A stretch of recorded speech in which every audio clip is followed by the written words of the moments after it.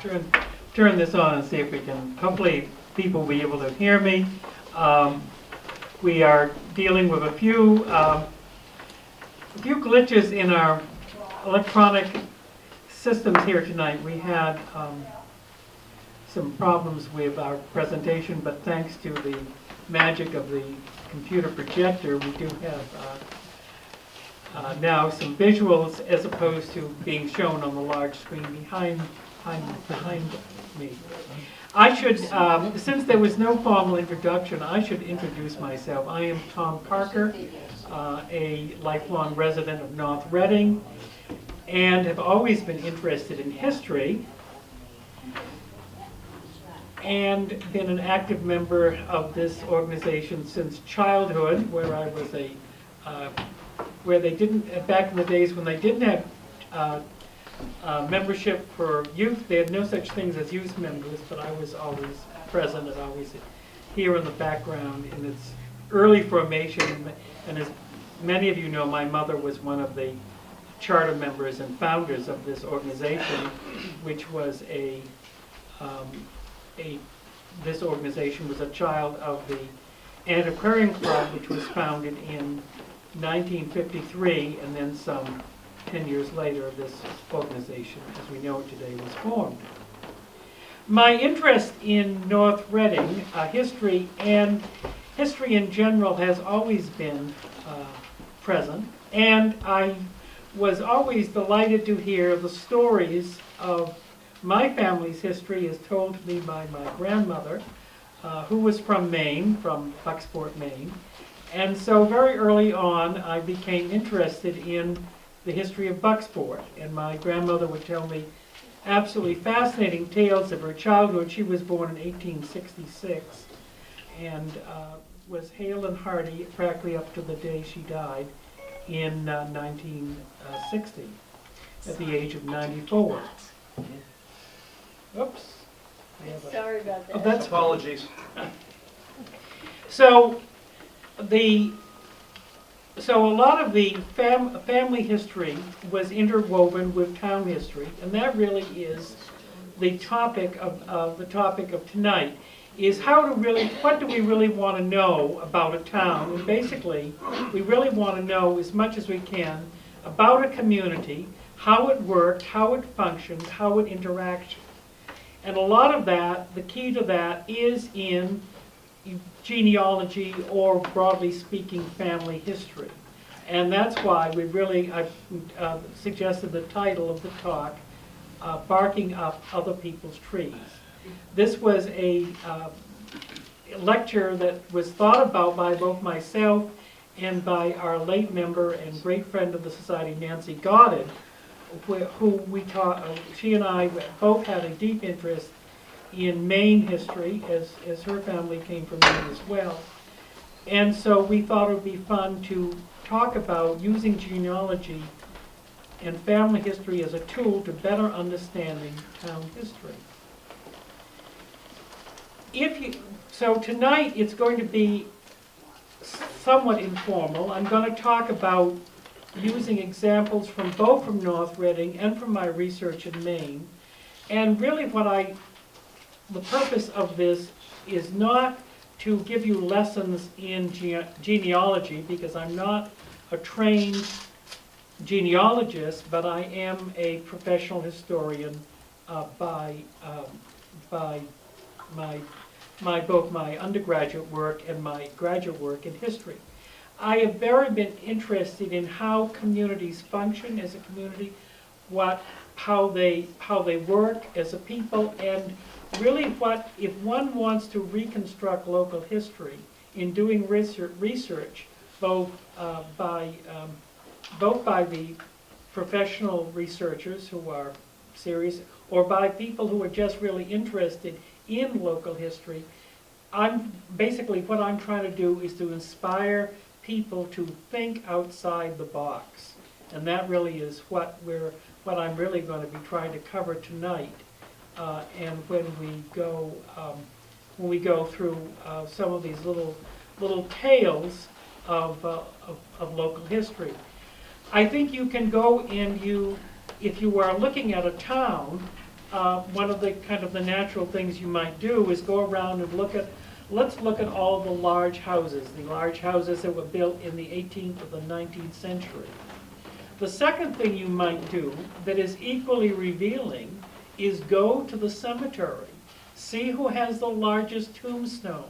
See, and then you really begin to see who's important. I mean, if you go to North Reading, you're going to find large tombstones of the Flints, or in other prominent families. If you go to Bucksport, Maine, you're going to see large tombstones of people who are, the families are no longer, or there are only a few tag ends of relations there, but they're going to be names like Genn, G-E-N-N, Swayze, or Buck. And you're also going to find out that those people were prominent in the 19th century in shipbuilding. And so if you look at the large monuments there, a lot of that was all came down through their prosperity through shipbuilding and mercantile trade. So if we could have the next slide, please. Now if we had we have music to go along with this, we could play that old Beatles songs, Happiness is a Warm Gun. This gun is not to promote violence, but it is really to give a little key to understanding how things work, and particularly how things work in terms of family. It's the Colt 45, the gun that won the West. And the myth is that Mr. Colt invented the gun, was an instant success, and became one of the richest men in America, and built this fabulous mansion and this huge factory there in Hartford, Connecticut. But the key to his success is not that his gun was so wildly popular that he became an instant millionaire, but it was that he was financed by his cousins, by his family, by his father-in-law, and by other prosperous people like the textile manufacturer Elias Boudinot there in Paterson, New Jersey, where Colt first started his factory. And his idea, yes, he had the idea, but he was also using an idea of Mr. Collier, who was a gunsmith of a slightly earlier generation. So the key to when you look at the revolver, think not only was it the gun that won the West, but it was also made possible by his family connections. And in graduate school, I did an interesting paper on Colt, and for my business history class, and the whole thing was to see that this was all, his work was made possible because he started out and he he ran to a couple of dead ends, keep needing his notes renewed, and it was all done by family, investors. So when you talk about what is how things work, that in understanding local history, and that on her death, when she was hung, the two versions, one she was hung, the other was she burned at the stake, of course neither of which are true, and it became ensconced in legends in the 1890s, and to make matters worse, the poet Robert Tristan Coffin produced a poem about the event. And it was called Colonel Tuck of Tucksport. Well, that Robert Tristan Coffin was a very noted author and poet, and taught for years at Bowdoin. And of course the legend took life and took on. So sometimes you will find in local history that there are stories that just ain't true, but they're fun because they've kind of been manufactured to fit the event. If we turn to yet another famous person,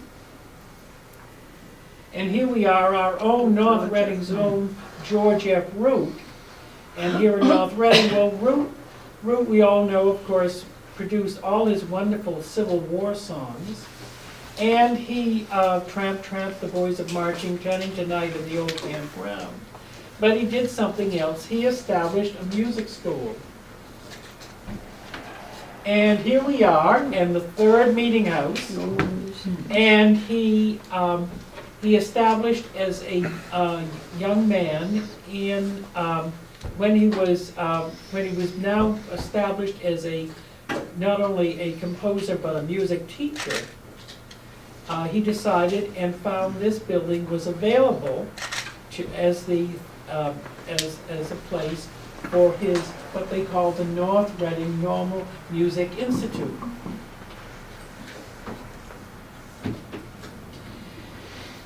Now, here we want to know, if we want to find out something about this building, you would think you would go through a history of churches in North Reading. As many of you know, well, to set the stage, Root was born in 1820, and this building was built when Root was 9 years old in 1829. This was built as the Congregational Church, and then what happened was you had a pastor of the church who decided that the new way to go was the Unitarian way of thinking. He was not interested in the Trinity, but he was interested in the oneness of God, and so you had a theological split within the congregation. And the result was that the Unitarians, which were few in number but were able to kind of control the votes, ended up with the building, and the majority of the congregation, who were Trinitarians, found themselves off in left field, that they had to go and build their own Trinitarian church, which is the present Congregational Church just up the street, built in 1836. So if one wants to know something about the churches and the actual structures, you would think you would go and turn to some published church histories or turn to other similar sources. But no, what you really need to do is you need to turn yet again to genealogy. You need to turn to George F. Root's own biography called A Musical Life. And here is what he has to say.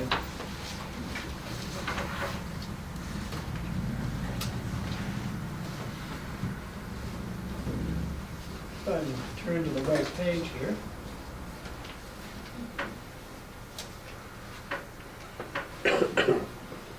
When I was a boy, there stood in the center of the village one of the old colonial meeting houses. This is not this building, but the previous building, the second meeting house. Its pews were square, its pulpits 12 or more feet high, with a sounding board like a huge bell hanging above it, under which the minister stood. When at last the old building became too dilapidated for further use, it was decided to tear it down and replace it with a modern structure. That's this building. In the olden times, all had worshipped there together with no dissensions, but gradually difference of opinion had arisen and had been maintained as usual in such cases with a good deal of rancor. The Orthodox, as they were called, although not the most numerous, had the most money and were the most willing to spend it for a church's purpose, so they had minister and service pretty much their own way. This did not tend to conciliate the other side, among whom were quite numbers of Universalists, and who in consequences did not go much to meeting. They went up and put up the new building all together as a society. That's the 1836 church. And then he said that the building was sold and put to various town uses, and he said, when therefore my proposition came music, and some general advantages to the town were grounds for a general amnesty. And it was voted unanimously to give up the building to the town. In other words, he's saying that this building was sold to the town, and then the town voted to prepare it over for use, and it became a town hall and meeting place. So there again, we have an interesting case of, if one wants to know about the history of the buildings here, turn to genealogy.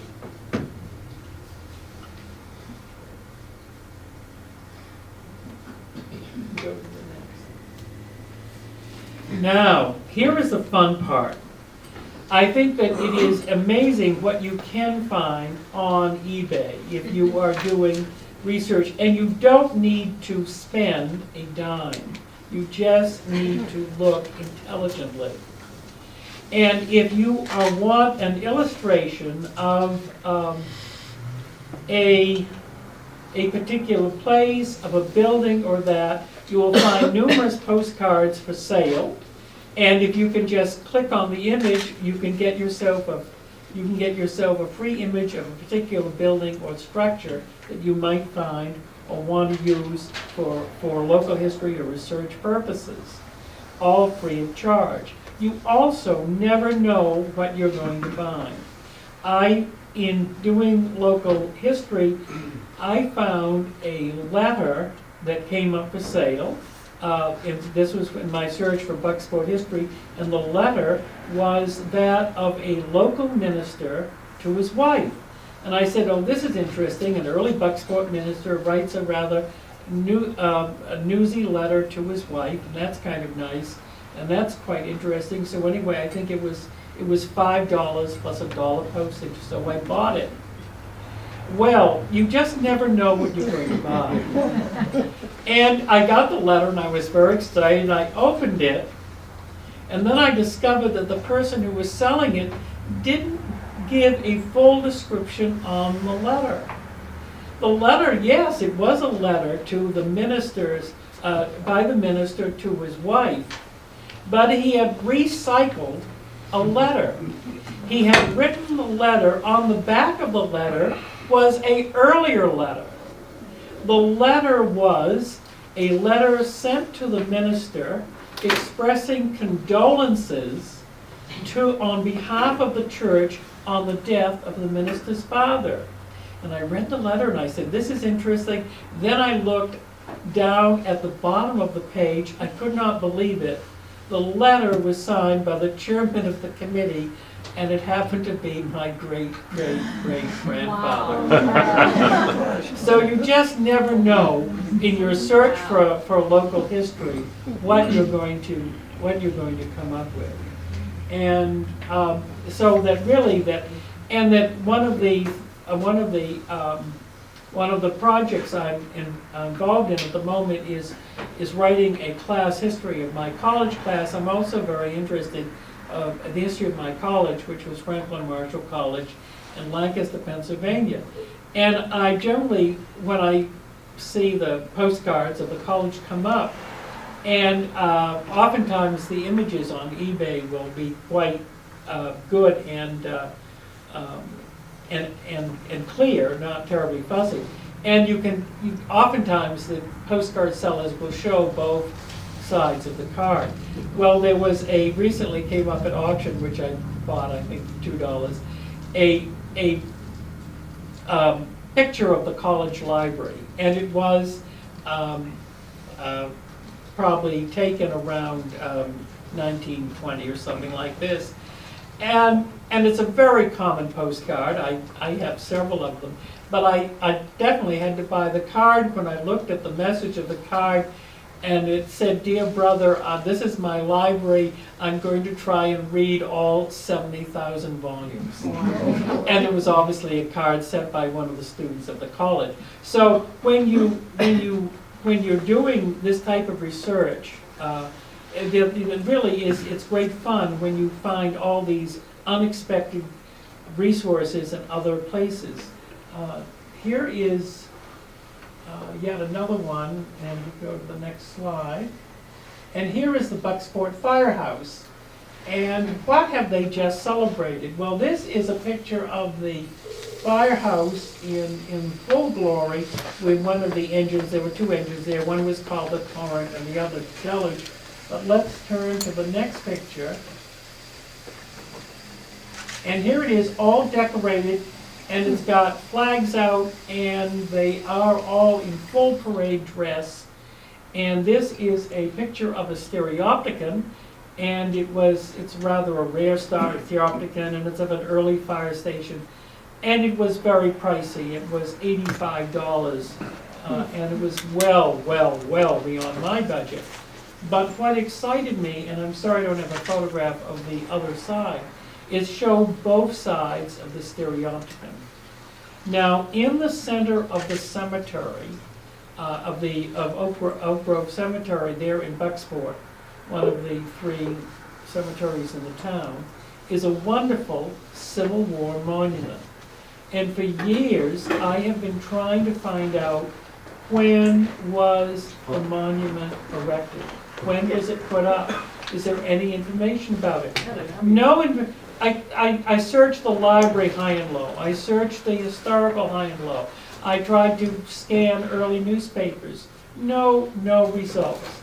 And when I looked at this image of the firehouse for sale, checked it out, looked, and they had a photograph there on eBay of the backside of the stereopticon view. It said, "The fire company has just returned from the dedication of the Civil War monument at Oak Grove Cemetery," and I think it was something like June 11th, 1874. And then it further went on to say, the monument was installed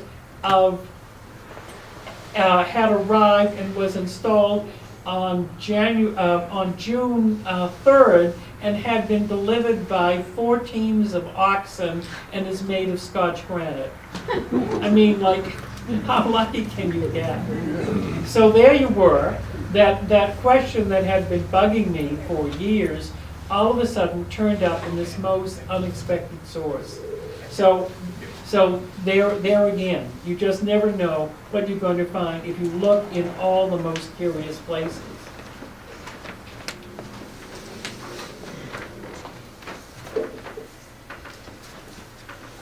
So really what you really should do is never neglect the opportunities for diaries, memoirs, and other material, and family letters to give you more information on family history. They can be a great source of great fun and material. Now probably I should, I'm neglecting this picture here of the stone house, which is the house here on Haverhill Street, on the other side of the street from just past Hood School, and it now has a very large stone wall in it.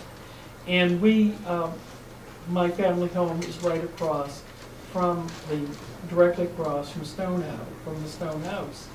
Now in 1940, my parents purchased the house. This is well before I was born, and my grandmother and grandmother Parker came to visit, and they drove in the yard and they looked around and greeted my mom and dad, and my grandmother looked around and she saw the stone house even though it was behind the stone wall across the street.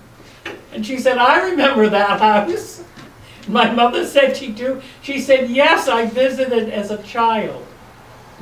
And so we still trying to entirely work out the question. The question is, we know that my grandmother was, the first 11 years of her life, lived in Lynn, and she,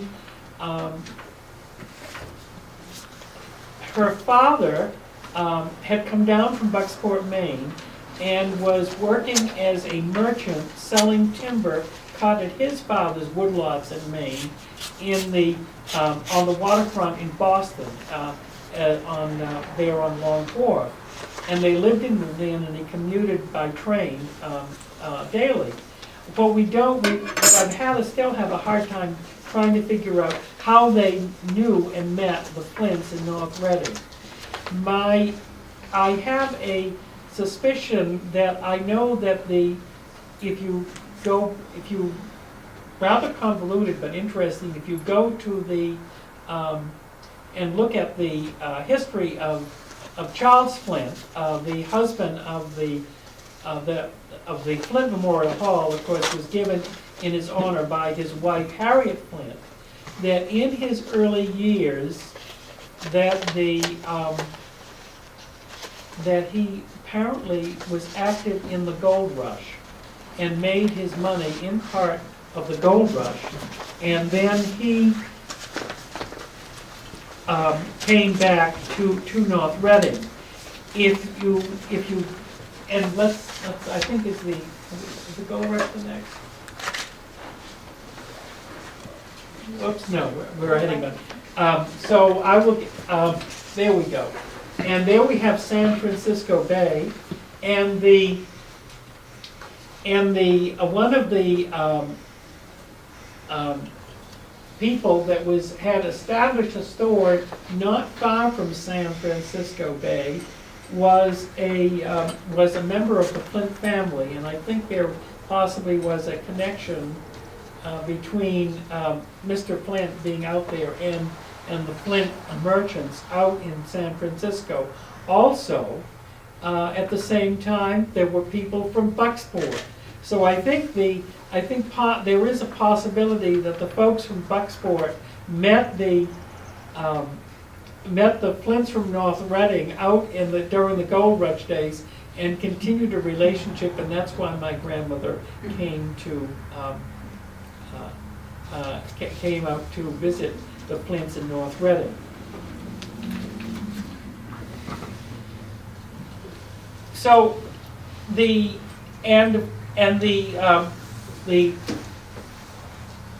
gold rush was quite interesting because it provided, you might say, an opportunity for yet more divergent family history, because apparently so many people were active in it in one way or another. And one of the fellow from one of the members of the Buck family from Bucksport went out there, and he sent letters of his adventures out there to his sister back in Bucksport. The letters, very fortunately, were preserved, and they were held by the family in the 1930s. They were published in a book called A Yankee Trader in the Gold Rush, Letters of Franklin A. Buck, and the letters were recently acquired by the Huntington Library, where they reside now. What was interesting is that, yes, you think about this and you think it's a wonderful source of information for the California Gold Rush days, the life out there in California, a mixture of the Yankees, there were Indians out there, there were the Mexican workers who were working on the railroad. But every time that you read this book, I find more information on Bucksport history in unexpected ways. And one of the projects that people who are interested in Bucksport history have been doing is trying to find out a list of all the ships built in Bucksport. And so if you read a letter that says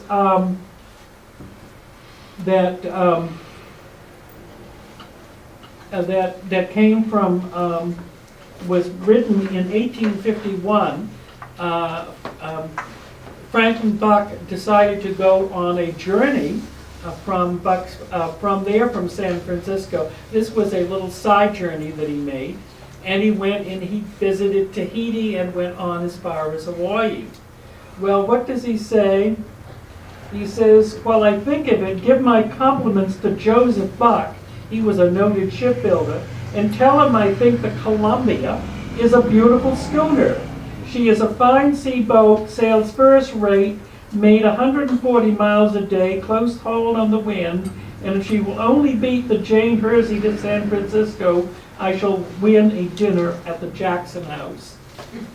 And so here we are, and you think this is going to be all about the history of the gold rush, and you find it's going to provide the source for one of the unknown ships and the name of an unknown and previously unrecorded ship who made it out to the gold rush days and was still a fine schooner and was active in 1851 and can be added to the list of Joseph Buck's ships. So it is great fun when you use, again, memoirs and biography to find out more about local history. And so let's go back to where we were to Mr. Sheldon. And ASA Sheldon was a very interesting character, a gentleman from Wilmington, but he spent part of his early boyhood here in North Reading. And his views of North Reading were not quite as favorable as one might think, because unfortunately, well, let's see. We'll delve into the history here, and we can now find out about Mr. Sheldon there, and his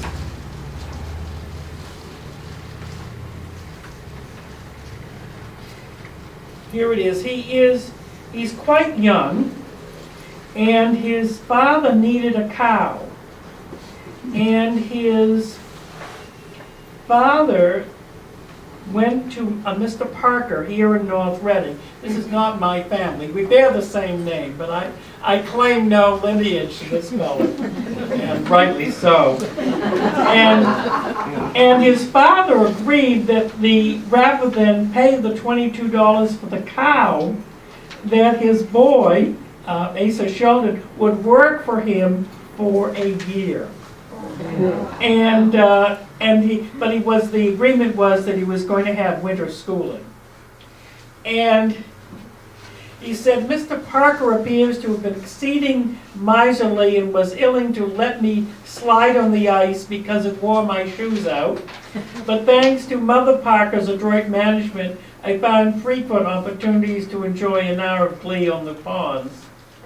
For that and many other secret favors, I have reason to respect her memory. So he worked for Mr. Parker and found that her son was, in a way, that he was practically a bond slave, and he was a pretty harsh taskmaster, and he really put I think Asa was only 12 or 13 at the time, and here he was unloading boards on the sled, heavy hard pine boards 22 feet in length, and reloading it with pine wood, and expected to work long hours and for almost no pay at all. And a little later on, when he is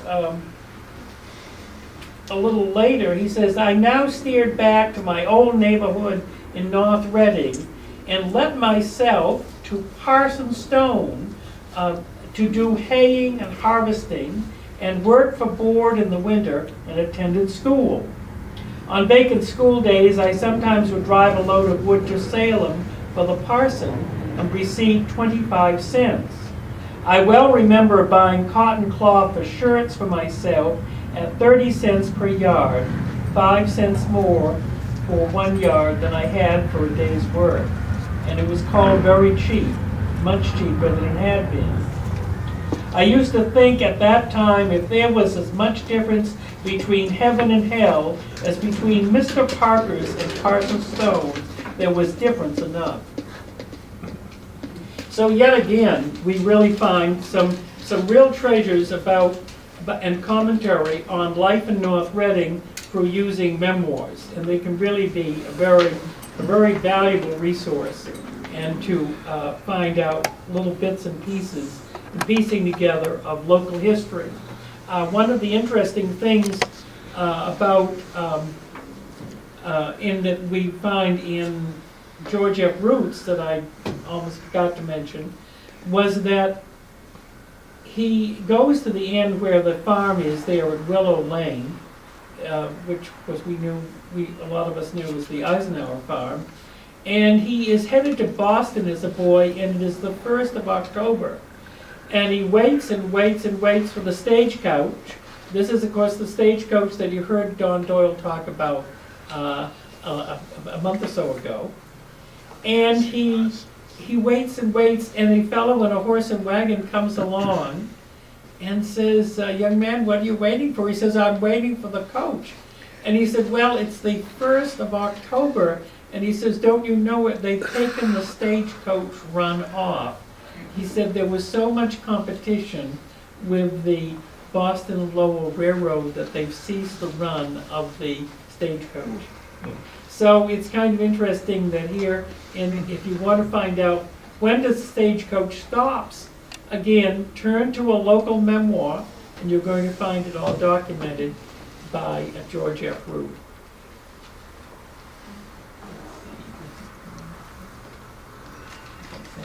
So there we are. We can see the all the mining camps and that really what I think we need to remember is that events like the gold rush, like the panic and depression of 1872, the Spanish-American War of back in 1898, all these events have tremendous impacts on communities, and sometimes much more than we expect. I mean, it's not unusual when you think of this vast migration out there of the California gold fields. That here you had people from Bucksport and North Reading dashing out there and then coming back. Some made a great deal of money, and some made virtually little, and could really only come back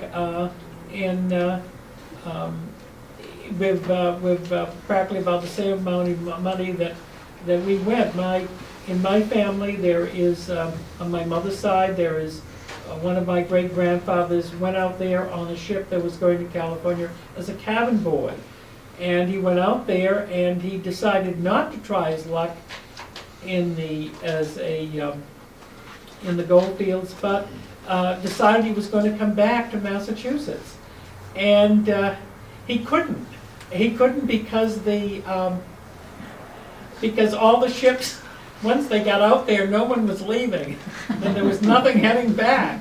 And so as a result, he ended up having to work his way across country, doing various tasks, and that eventually made it back to Massachusetts, but had to take a very much inland route due to the fact that there were no ships going in reverse direction. They literally, of course, historically speaking, they say about the vast number of ships that were literally rotting in the San Francisco harbor. So here we are, back to the family tree, and we see that the folks are and the relations have an important relationship. Particularly, it's interesting how cousins were important often in family ventures. In Bucksport, Maine, my great-grandfather was in partnership on many projects with his cousin when he was a young man. First started out as a storekeeper. He and his cousin invested in several barrels of salt, and the next thing they knew it, they had an opportunity to buy some freshly caught salmon. They packed the salmon in salt, shipped it to Boston, and they were on their way to further adventures with the capital that they were now increasing. And we really have to put up with the fact that there's always going to be pieces missing. it's frustrating that there are going to be bits and pieces of local history that you can't fill in, you can't find the answers to. There's going to be tag-ins and information that you can't put together, but it's kind of the way it is, unless you say. But if you keep looking, you may just like that back of that stereopticon that told all about the early monument, you may indeed find something. And I think this is a good moral. Remember what the Red Queen said to Alice, that it was very important to believe at least one impossible thing every day. And I think that one of the interesting things you find in family history is you hear sometimes these stories, and you don't really know, you say, can that really be right? And you kind of question yourself, and you really wonder, what is going on here? And what really happened? Well, my grandmother told me when she was in her early 90s, back in the 1870s, about this older man and his young son, and they came into Bucksport. He was some kind of a woodworker, and he had invented a round boat that he claimed could never sink. And he said, they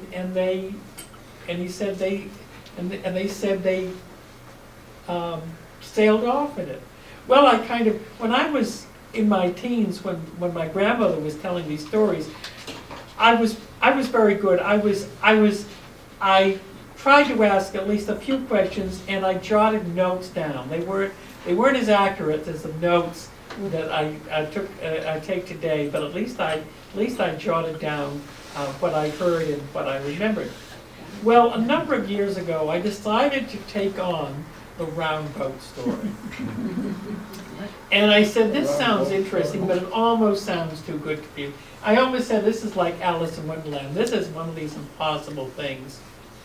Well, my research led me, and I can't remember how I stumbled onto it, that I found a newspaper article that alluded to a man and a boy had been rescued off the coast of Bar Harbor. And I wrote to the Bar Harbor Historical Society. They were very helpful. And they sent me back a newspaper account of a man and boy who had been rescued in a round boat. And there it all was, and it went into great detail. So I think the moral to the story is, yes, it's very important to learn and accept and maybe investigate and understand at least one impossible thing each day. And I think that's very good advice. So my advice to you all is to go outside the box, think of genealogy and local history in a very non-traditional manner, to keep digging, to look at those unexpected resources, and you may be very surprised about what you find. And so that's why I recommend barking up other people's trees.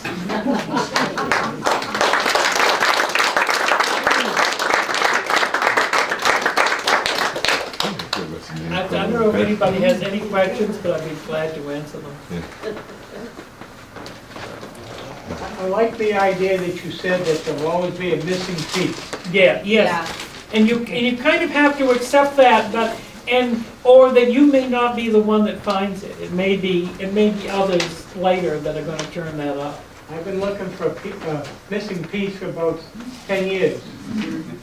I don't know if I'll find it. It's very interesting, though. It's a good thought. Thank you. That's a sound fact. That's great. Can't find no one. Somebody left the ink copy. Obviously, we will talk. You got a question? Go for it. No question. I just wanted to say that in this age of computers and so on, if you have handwritten letters, save them. Yeah, that really is going to be a problem for us historians in the future, for the coming generations. One of the sad things is that it's wonderful to see that if you look at some of the manuscripts and later typewritten scripts of which are considered of major American authors, you get to see, you know, the hand one, the pen and ink ones of Dickens, or the typescripts of, say, of somebody like Ernest Hemingway. You see the changes that they made, that they don't like this line, they're going to change it all, they're going to recast this sentence, they're going to eliminate this paragraph or add something in. With the new word processing electronics that we have, we're not going to see that type of process, that type of thought process of authors like we used to, and that's too bad. That we're really going to miss, and I think that's kind of unfortunate. It's just the way it is, but it's just the way it is. That's the way it is. And I was going to say that, and you just don't know.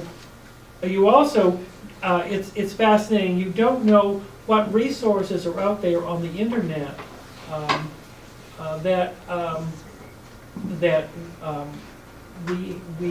we had in that are available today. I'll tell you a little story about. I decided I was going to investigate and begin to tell a little slightly naughty tale. We had a scandal. Haven't had, you know, really very few scandals in my family. I'm sure everybody has black sheep. We had a scandal with a cousin of my parents and a cousin of my father's. Very, very nice gentleman. This was back in the early days of the drive-in movie theaters. Well, they opened a theater, a drive-in movie theater in Maine, and his wife decided that she would get a job there, and the wife enjoyed her job a little too much, so much so that she became greatly interested in the manager of the drive-in theater. Well, along came the fall, and the drive-in movie theater closed, and the fellow went off to Florida, and the poor fellow's wife decided to follow, which was certainly unfortunate.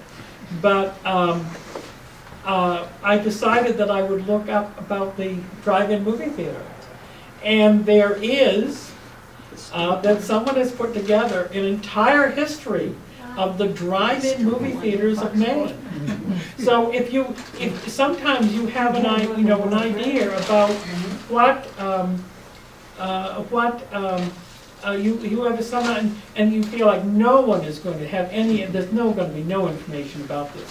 You're going to find it. I mean, recently I've been, in the past few years, I've been working on the War of 1812 in Maine, and which was very interesting because the town of Bucksport was actually occupied by the British during the War of 1812, and while they didn't continue to have troops there, they did have troops in nearby Castine, and everyone in Bucksport had to pledge their loyalty to George III, that they would be good little subjects, which they did, and not to take up arms against the king. We didn't. We also had a slight incentive that now that we were part of England, it meant all the good citizens of Bucksport could trade freely with the rest of the world. So while the rest of America was all bound by the Embargo Acts, which we all hated in New England, that we could go around and trade with other ports and make money. And so that 8 months where we were considered to be part of Canada, we could trade with the rest of the world. The problem was, however, that we could bring the goods that we would purchase back into port, then we had to smuggle them into the United States. And so we did. We did that during the winter. And we had all these sleighs going back and forth between Bangor and Boston that had false bottoms, and we'd smuggle these luxury goods and try not to get caught. So that was that's a whole other story. But the detailed information about the troops that were, the British troops that were stationed in Maine, as I was telling Stone just a few days ago, were all fresh from the Peninsular Wars of fighting Napoleon. That they were all British troops who had recently been fighting Napoleon in France, but had now been moved to Canada to be active in the War of 1812, and here they were. And this is all very cleverly documented in this Canadian website on the War of 1812. And then if you want to find out further information, there in Bucksport, across the river, the British did actually fight a small battle because they were after one of the American privateer, the ship named back, which was a small ship, raiding ship called the John Adams, a Corvette class sailing ship. Now they captured the John Adams because she was in for repair and she was burned. Actually, she was burned by the Americans so she wouldn't fall into British hands. But the British, when they launched that campaign, decided to use rockets. And what did they use? They used British Congreve rockets, were the same rockets that we sing about in the national anthem, the Rockets' Red Glare. And the Congreve rockets were somewhat useful, but the British, when you fire them, you're never quite sure which direction they might end up in. Actually turn around and come back at you. There was a whole discussion on the internet of the Congreve rocket. So, I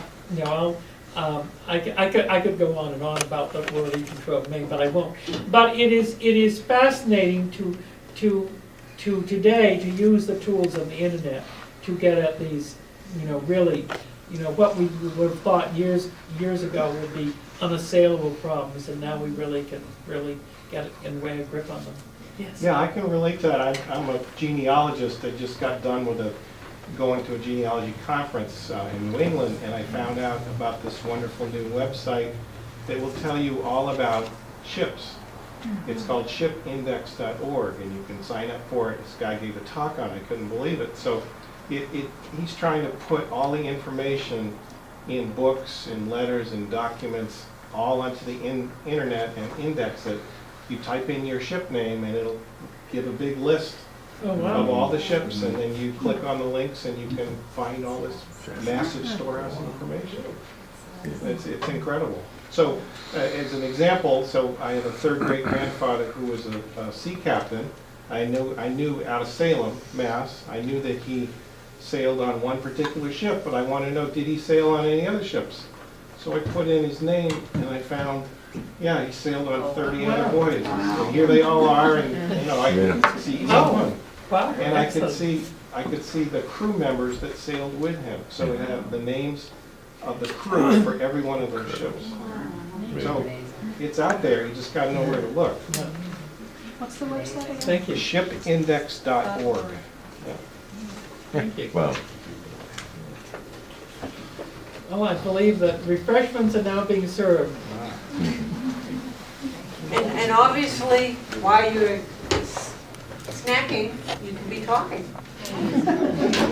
Thank you very much, Tom.